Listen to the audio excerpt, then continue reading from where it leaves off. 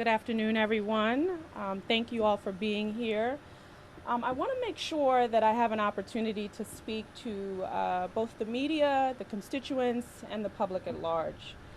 There are 2 points I want to make this afternoon to everyone watching and everyone listening today. The first is that I am not ending my term as mayor for the town of Upper Marlboro due to any racism or bigotry. Let me say that again. I am not ending my term as mayor for the town of Upper Marlboro due to any racism or bigotry. My decision was made based on wanting to focus more time and attention to my 2 small children, both under the age of 10, and my family, period. Let me say that again. My decision was made based on me wanting to spend more time with my 2 small children, both under the age of 10. Period. Do we have issues related to race here in the town of Upper Marlboro? Yes, absolutely. But do those issues fare differently, or are they any different than issues faced across municipalities and cities across the United States? Absolutely not. My goal in bringing the NAACP to our town hall on Monday evening was to share the resources and the value that as an organization the NAACP brings to having these types of real conversations in the communities across America.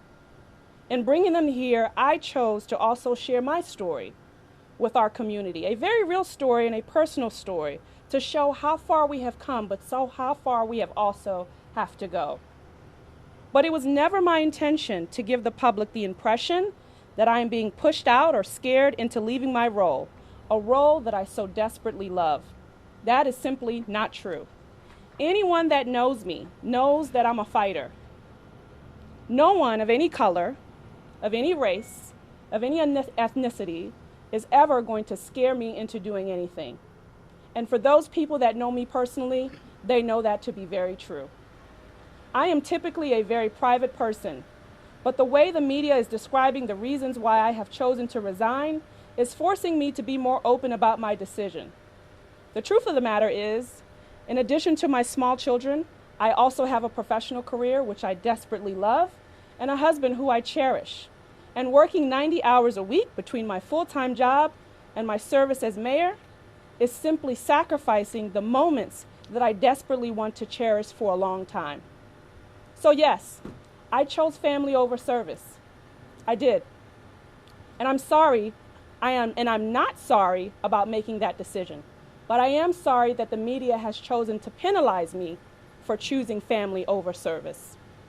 When I was elected last year, there was literally no media coverage outlet about the story of me becoming the first African American mayor in over 300 years. Not a single media outlet shared that historic moment. And that, for one, was disheartening to me. And yesterday, rather than the media focusing on sharing the good work and the huge accomplishments that I, along with my staff, has made in bringing this town forward, they chose to run a sexier story.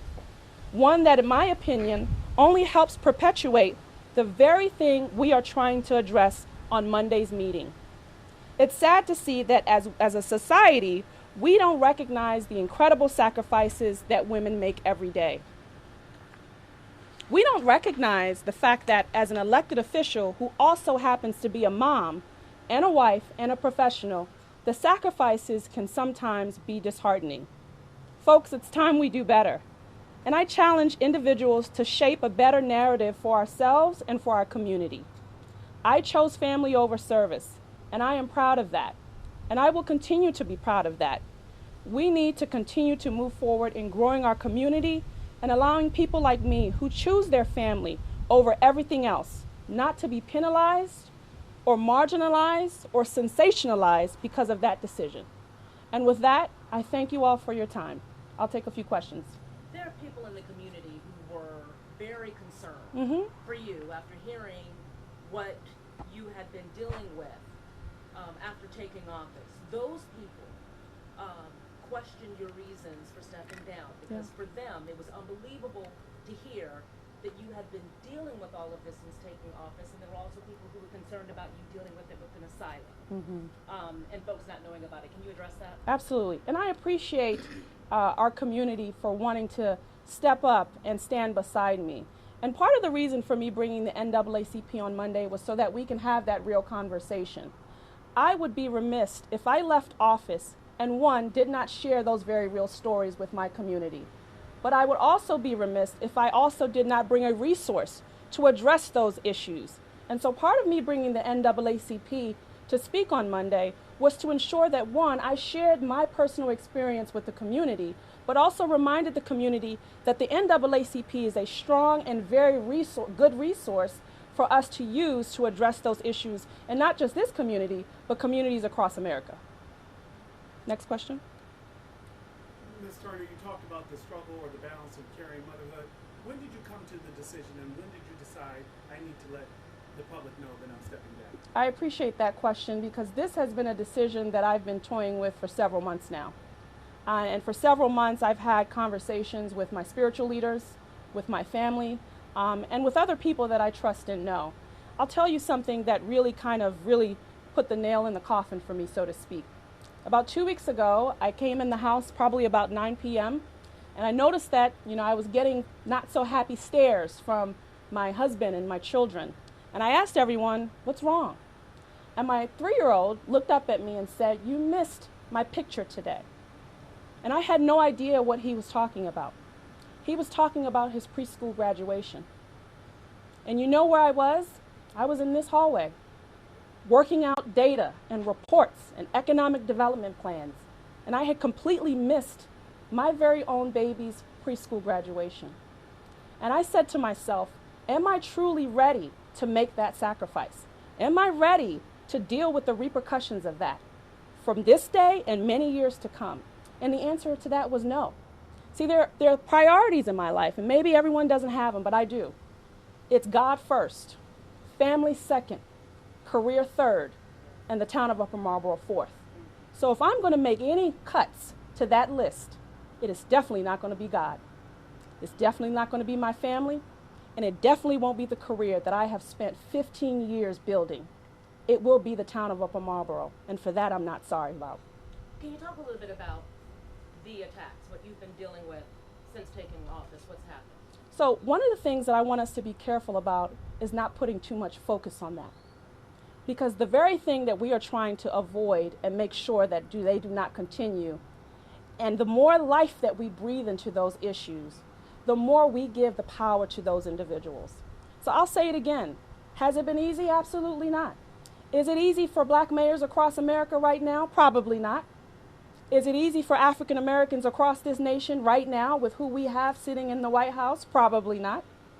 But it is not my job to make sure that that story is casted across America. It's my job to protect the essence of my community.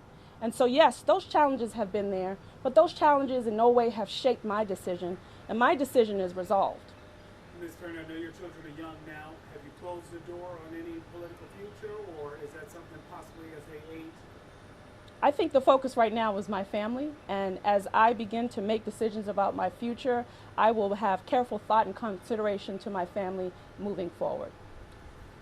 I'm a mom. I get where you're coming from, but you have made a very big difference in this community. People are seeing it all over Facebook. They don't want to see you go because you've done so much. What advice do you have for somebody who might be coming, stepping into your shoes, who is also a mom, who wants to do as good a job as you have, but also strike that balance? How do you encourage more working moms to come and do this?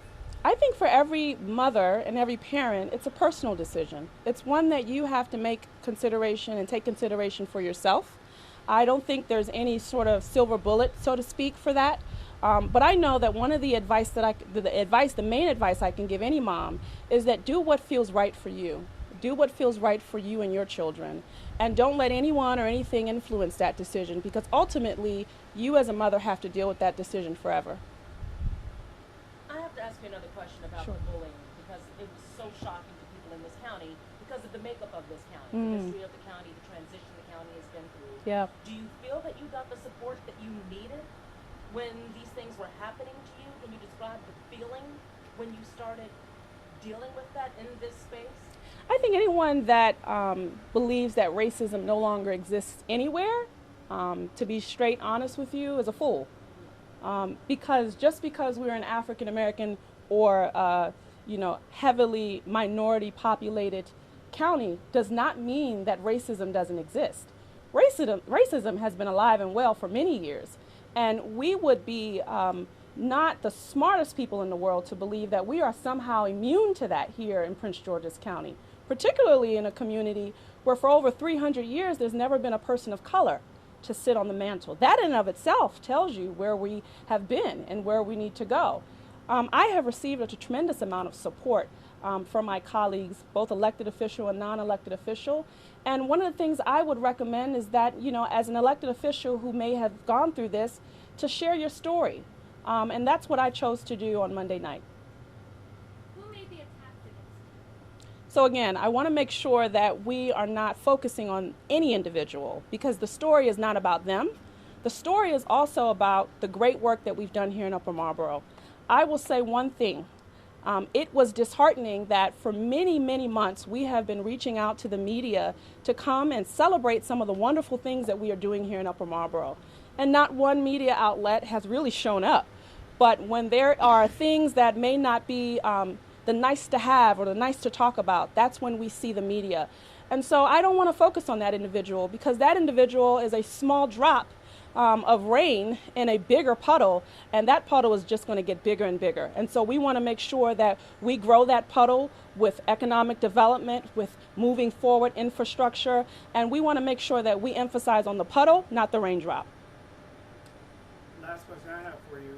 For your constituents who voted for you, who believed in you and wanted you to serve a full-time term, what is your message to them? My message to them is that I have brought the town of Upper Marlboro as far as I can carry it.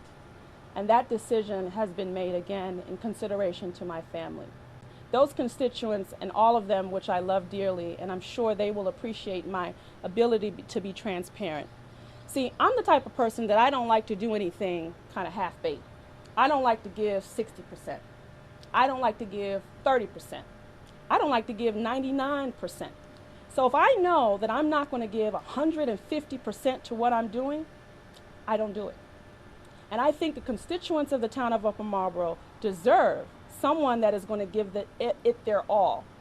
Non-sacrificing, non-wavering, non-consideration to anything else other than the town. And I think the constituents would appreciate my transparency and honesty in doing it that way. Okay, thank you guys. Thank you very much. Thank you so much, Mayor. Thank you.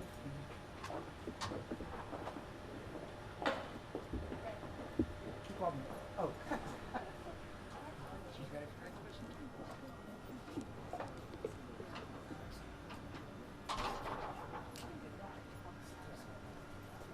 Sure, of course.